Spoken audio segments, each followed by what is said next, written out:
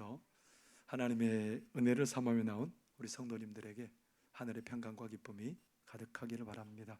옆에 분에게 한번 인사할까요? 하나님 당신을 정말 사랑하십니다. 하나님께서 당신에게 복 주시길 바랍니다. 하나님께서 당신을 지키시길 바랍니다. 네, 그렇게 되기를 바랍니다. 더 글로리라는 드라마 혹시 여러분 보셨나요? 보셨어요? 이게 왜 유명하게 됐냐면 송혜교 씨가 이게 주연으로 나와서 이 드라마가 굉장히 유명하죠. 드라마 내용 그렇습니다. 송혜교 씨가 이제 고등학교 시절에 가난한 집에서 살아가고요. 그리고 건축가가 되기 위해서 이제 그렇게 꿈을 꾸고 살아갑니다. 그런데 학교에서 몇 명의 아이들이 한 아이를 괴롭힙니다. 소희라는 아이를 괴롭혔는데 그 아이가 전학을 가고, 그리고 이 아이가 나중에 전학 간 곳에서 극단적인 선택을 해버립니다. 이제 이 아이를 대신해서 괴롭힐 대상을 찾아야 되는데 그 아이가 누가 되냐면 송혜교 씨가 되는 거예요. 얼마나 육체적으로 정신적으로 괴롭힘을 당하는지 경찰에 신고를 했습니다. 경찰에 신고를 했는데 이 연진이라는 아이가 가해자의 거의 주동급인데요, 이 아이의 가정은 유복합니다. 그리고 이제 경찰에 신고를 했는데 그 경찰서장의 친구가 누구냐면 이 괴롭히는 주동하는 아이 연진이의 어머니 친구인 거죠. 그래서 아무런 도움을 못 받습니다. 괴롭히면 더 심해지고요. 그래서 학교를 자퇴하고 정말 일을 갑니다. 그의 살아남은 유일한 존재의 목적은 뭐였냐면 자기를 괴롭힌 아이들을 징벌하는 거예요. 응징하는 거예요. 그 원수 갖고자 하는 마음으로 계속해서 버티고 또 버티고 삽니다. 나중에 선생님이 되었습니다. 선생님이 되어서 이제 하나하나 그런 것들을, 계획한 것들을 실행에 옮기려고 계속해서 이제 그 가해자들을 옥죄고 들어가는 거예요. 연진이라는 아이와 재준이라는 아이가 주동이었는데 그 아이들이 점점 이렇게 송혜교 씨가 계획 따라 움직여가고 옥죄가면서 이제 좀 긴장감이 높아지고 불안해하는 것으로 이제 1부가 끝납니다. 2부는 어떻게 될까요? 어떤 결말이 될까요? 3월 달에 이게 드라마가 방영된다는데요, 어떻게 될까요? 기대가 됩니까? 아마도 송혜교 씨가 계획한 대로 응징이 이루어지고 가해자들이 처절한 고통을 당하는 그런 모습으로 끝나게 되리라는 기대를 해봅니다. 여러분, 우리가 세상에는 참 원수 갚는 일에 관심이 많고요. 한 대 때리면 2대 때려야, 한 대 맞으면 2대 때려야 직성이 풀리죠. 이게 우리의 마음입니다. 중국 무술 영화 보면 항상 주제가 뭐냐면 한번 당하고 그 원수를 갚기 위해서 절치부심하고 훈련하고, 그래서 결국은 원수를 제거하는 게 중국 무술 영화의 똑같이 거의 비슷하게 짜여진 각본입니다. 원수를 미워하고 누군가를 원수 갚는 일은 여러분 노력 안 해도 저절로 되죠. 원수가 누가 크게 되었다면 그 사람을 향한 그 복수의 칼을 가는 것은 그냥 안 시켜도 저절로 몸이 반응을 하는 것 같아요. 우리의 본능이 그렇습니다. 원수 갚는 일에 참 우리가 시간을 많이 들이고, 동물들도 가만히 보면 자기에게 못해주는 그 사람에게 어때요? 걔는 막 짖잖아요. 다른 동물들은 덤벼듭니다. 자기에게. 이게 우리 사람들의 모습이죠. 사무엘상에는 미움받는 다윗의 모습이 등장해요. 근데 다윗이 미움받을 만한 일을 한 게 아니거든요. 그런데 다윗이 자기를 죽이려고 하는 사람들에 둘러싸이고 모욕을 당하고 그런 일들이 성경에는 등장합니다. 사울이 블레셋과 전투를 위해서 이스라엘 백성들과 이스라엘 백성들과 블레셋이 대치를 하고 있는데 누구도 그 전쟁에 앞서 나서지를 못합니다. 적장 장수가 누구냐면 3m에 육박하는 골리앗이었기 때문입니다. 누구도 그 뛰어난 군사력을 가진, 전투력을 가진 골리앗을 대항할 수가 없습니다. 그때 소년 다윗이 골리앗을 대항해서 골리앗을 무너뜨리고 그를 죽입니다. 큰 승리를 가져왔죠. 여러분, 이 정도 됐으면 어떻게 해야 될까요? 박수 쳐주고 잘했다고 칭찬해주고 그 정도 돼야 되죠. 그리고 이제 다윗은 사울과 전쟁에 출정할 때마다, 전쟁에 나갈 때마다 승리를 거둡니다. 얼마나 큰 승리를 거두는지, 다윗이 얼마나 자기 목숨을 걸고 싸웠는지 승리하고 돌아오는데 여인들이 막 춤을 추면서 그렇게 악기를 연주하면서 맞아들입니다. 그 장면을 어떻게 묘사하고 있냐면요, 사무엘상 18장 6절 7절에 이렇게 말합니다. 무리가 돌아올 때 곧 다윗이 블레셋 사람을 죽이고 돌아올 때에 여인들이 이스라엘 모든 성읍에서 나와서 노래하며 춤추며 소고와 경쇠를 가지고 왕 사울을 환영하는데 여인들이 뛰놀며 노래하여 이르되 사울이 죽인 자는 천천히요 다윗은 만만이로다 한지라. 다윗이, 여인들이 전쟁터를 본 것도 아니에요. 근데 전쟁터를 본 것처럼 뭐라고 말하냐면 사울이 죽인 자는 얼마라고요? 천천. 다윗이 죽인 자는 목숨을 걸고 싸웠다는 거예요. 목숨을 안 돌아보고 온 힘을 다해서 싸웠다는 거예요. 그 정도 됐으면 여러분 어떻게 해야 될까요? 그 정도 싸웠으면 상을 줘도 마땅치 않고 가장 높여줘도 마땅치 않는데 그때부터 사울이 돌변해서 어떻게 하냐면 다윗을 죽이려고 쫓아다닙니다. 몇 년 동안 쫓아다닐까요? 10년 동안 계속해서 핍박합니다. 죽이려고 합니다. 네, 벨소리가 계속해서 들리는군요. 괜찮습니다. 네. 그런데 다윗이 그렇게 미움을 받고 쫓김 당하면 사람이 좀 독해지잖아요, 여러분. 누군가에 계속해서 미움받고 그러면 사람이 독해져서 그것을 좀 안갚음하려고 하는 마음들이 누구나 있잖아요. 근데 다윗은 거기에 휘둘르지 않습니다. 무슨 이유인지 그가 거기에 휘둘리지 않고 오히려 사람들을 보호하는 일을 합니다. 나발이라는 사람이 굉장히 많은 가축들을 기르고 그렇게 살아가는데 다윗이 그 종들을 보호해주고 가축들을 보호해줍니다. 왠지 뭔가를 원수 같고 미워하는 일에 익숙해질 법도 한데 그러지 않고 오히려 그들을 보호해줍니다. 나발이 양털을 깎을 때가 되었습니다. 양털을 깎는다는 것은 추수하는 사람들이 추수할 때하고 똑같은 시기예요. 그래서 그때는 막 잔치가 벌어지는데 다윗이 부하들을 보내서 저희에게 음식을 좀 나눠주시죠. 저희가 당신의 종들을 보살펴줬고 가축들을 지켜줬는데 저희들에게 이 잔칫날 좀 음식을 좀 나눠주면 안 되겠습니까? 그랬더니 나발이 뭐라 그랬을까요? 사무엘상 25장 10절에서 11절에 보면 이렇게 말합니다. 나발이 다윗의 사환들에게 대답하여 이르되 다윗은 누구며 이새의 아들은 누구냐? 요즘에 각기 주인에게서 억지로 떠나는 종이 많도다. 내가 어찌 내 떡과 물과 내 양털 깎는 자를 위하여 잡은 고기를 가져다가 어디서 왔는지도 알지 못하는 자들에게 주겠느냐 한지라. 모욕을 한 거예요. 알고 있는 거예요, 나발은. 근데 극심한 모욕을 한 거예요. 여러분, 다윗이 사실은 나쁜 일 한 거 아니잖아요. 목숨을 걸고 싸웠고 나라를 구했고 그리고 자기가 열심히 주변의 이웃들을 보살펴주고 했으면 사람들이 좀 거기에 대한 보상을 하든지 그래야 되잖아요.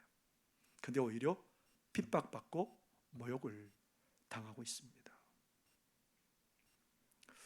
어쩌면 이 세상에서 살아가는 게, 사랑하고 사랑받고 살아가는 게 참 쉽지 않다는 생각을 하게 되는 겁니다.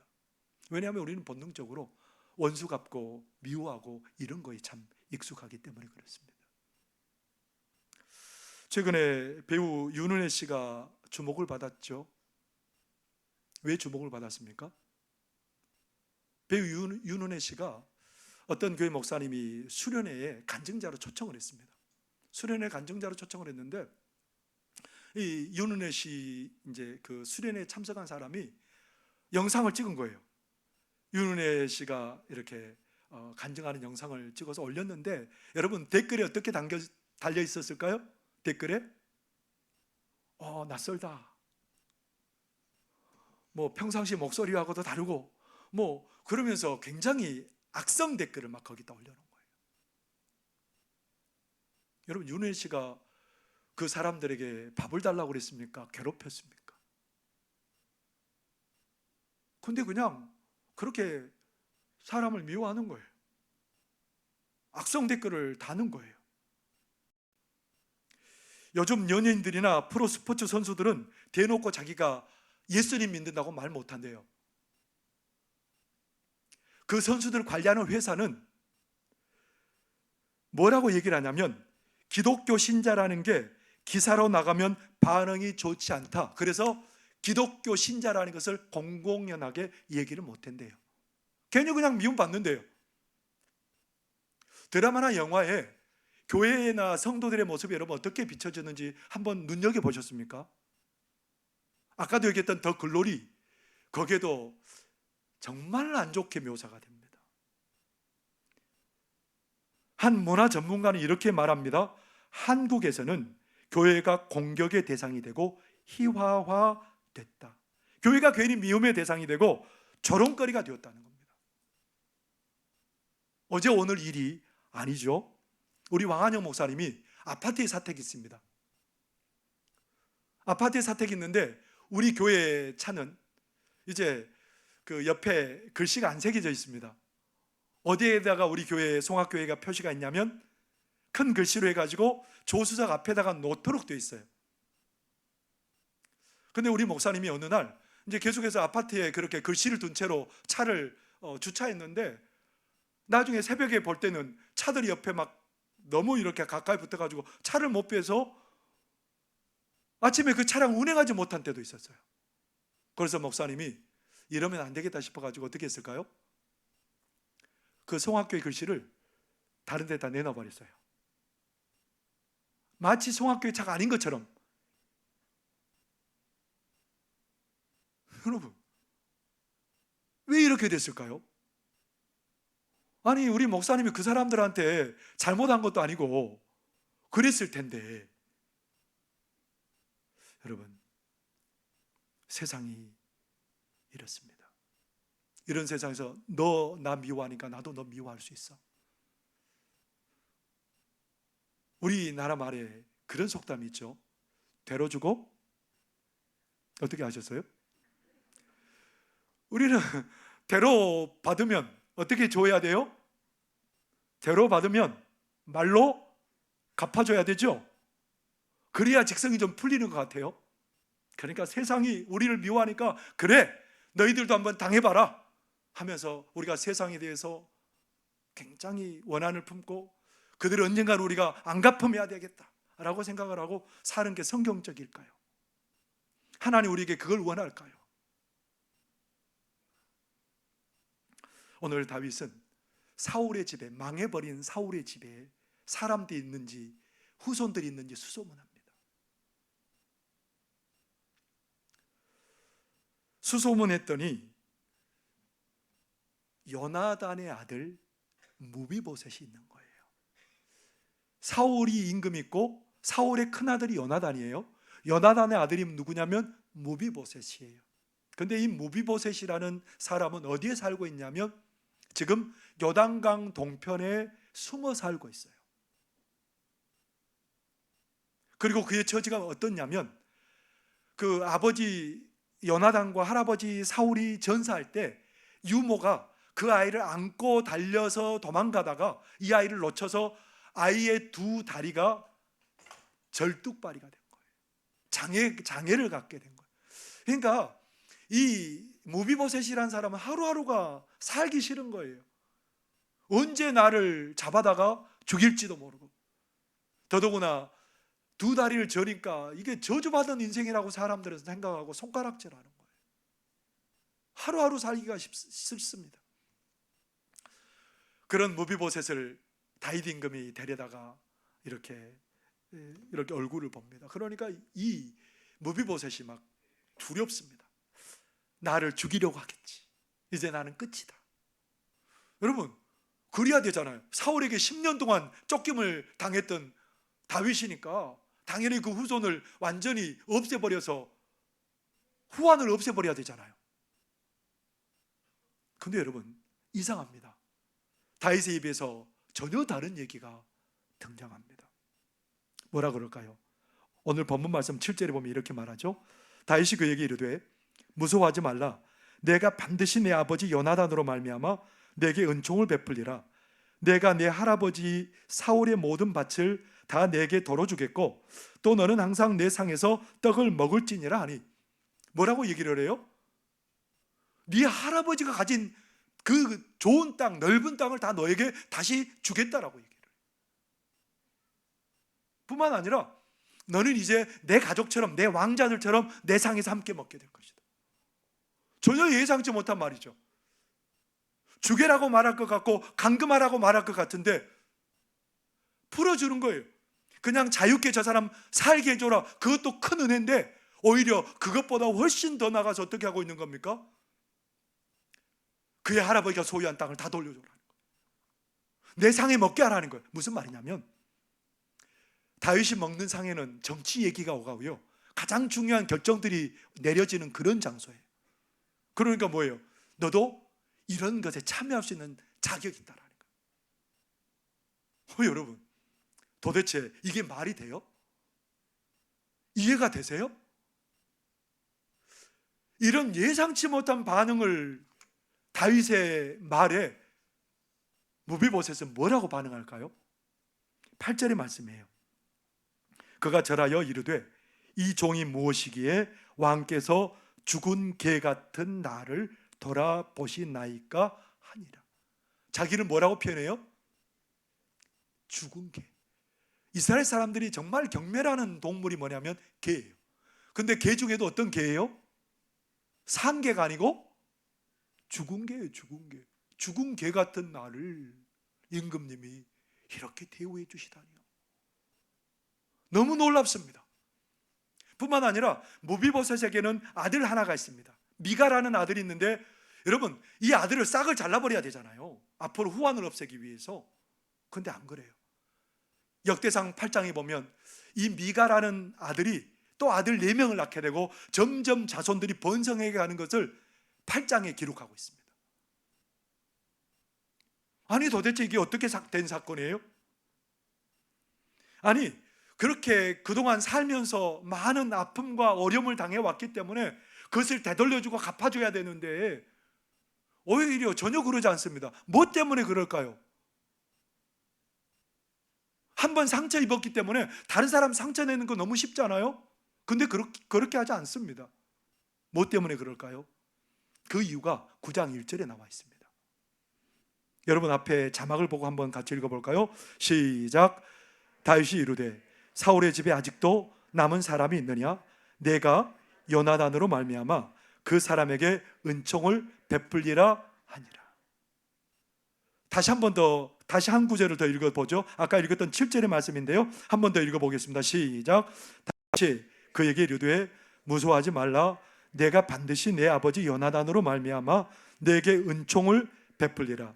내가 내 할아버지 사울의 모든 밭을 다 내게 도로 주겠고 또 너는 항상 내 상에서 떡을 먹을지니라 하니. 뭐 때문에 그랬다는 거예요? 뭐 때문에요? 무비보셋이 잘나서요? 착한 일을 해서요? 그게 아니고 요나단으로 말미암아. 두 구절 다 뭐라고 표현하고 있어요? 요나단으로 말미암아. 도대체 요나단이 어떤 일을 했을까요? 다윗이 사면초가입니다. 다윗이 정말 너무너무 힘듭니다. 그때 요나단이 어떻게 하냐면 다윗을 계속해서 보호해 주고요, 다윗이 어려움 당하면 피할 길을 열어주고요, 그 아버지 사울은 다윗을 죽이려고 해요. 왜냐하면 다윗의 인기가 하늘을 치솟고 결국은 그 다윗이 자기의 왕자를 빼앗고 자기 아들들이 왕위를 이어받지 못하게 할 그런 인물이라는 것을 알기 때문에 다윗을 죽여버리려고 그래요. 그래서 쫓아다니는 거예요. 여러분, 근데 요나단은 어때야 돼요? 왕좌를 물려받아야 될 사람인데 오히려 다윗을 지켜주고 사랑하고 그러니까 이 아버지 사울이 너무너무 화가 난 거예요. 그래서 이 요나단아, 너는 정말 정신이 없는 사람이구나. 나중에는 너무너무 화가 나니까 창을 던져가지고 자기 아들을 죽여버리려고 그래요. 이런 요나단의 모습을 성경은 이렇게 기록하고 있습니다. 사무엘상 18장 1절과 3절 4절 말씀을 우리 한번 같이 읽어볼까요? 시작. 다윗이 사울에게 말하기를 마침에 요나단의 마음이 다윗의 마음과 하나가 되어 요나단이 그를 자기 생명같이 사랑하니라. 요나단은 다윗을 자기 생명같이 사랑하여 더불어 언약을 맺었으며 요나단이 자기가 입었던 겉옷을 벗어 다윗에게 주었고 자기의 군복과 활과 띠도 그리하였더라. 여러분, 요나단이 다윗을 어떻게 사랑했다고요? 자기 생명처럼 사랑했대요. 그리고 자기가 왕자로서 가지고 있는 그 옷도 벗어주고 군복도 칼도 활도 다윗에게 주었대요. 생명을 준다는 거죠. 얼마나 큰 사랑을 받았는지 이 사랑 때문에 다윗에게는 미움이 클 만한 시간이 없는 거예요. 그 사랑이 이 모든 미움과 원수 같기를 원하는 마음을 덮어버리는 거예요. 나중에 요나단과 사울이 죽을 때, 전사할 때 다윗이 슬픔의 노래를 지으면서 이렇게 부릅니다. 사무엘하 1장 26절 우리 한번 같이 읽어볼까요? 시작. 내 형 요나단이여, 내가 그대를 애통함은 그대는 내게 심히 아름다움이라. 그대가 나를 사랑함이 기하여 여인의 사랑보다 더하였도다. 요나단이 어떻게 다윗을 사랑했다고요? 여인의 사랑보다. 여인의 사랑이 얼마나 큰지요. 한 남성을 사랑하는 여인의 마음은 여러분 가눌 길이 없잖아요. 측량할 길이 없잖아요. 근데 그 여인보다 누가 더 사랑한다는 거예요? 요나단이 더 사랑한다는 거예요. 다윗은 미움받았기 때문에 미움에 물든 사람이 아니라 요나단의 사랑 때문에 그 사랑에 물들어가고 있었다는 겁니다. 그래서 결국은 그 요나단의 사랑이 고스란히 무비보셋에게 그렇게 흘러가고 있는 것을 보게 됩니다. 여러분, 오늘날 우리는 어떻습니까? 세상 사람들이 우리를 미워하니까 나도 미워해야지.